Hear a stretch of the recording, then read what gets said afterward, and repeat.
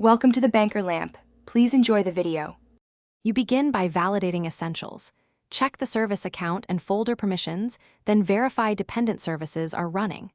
Open Event Viewer and capture the exact 1067 message, service name, and fault module. This guides the fix. Once done, try a manual start using services.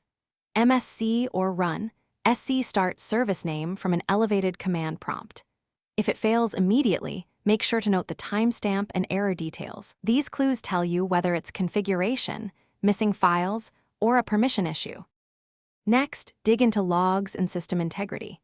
Use Event Viewer stack traces to identify the crashing DLL or configuration file and correlate with application logs.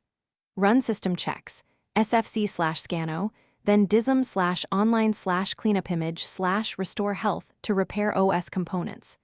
Check the service executable path, working directory, and any configuration files for bad values.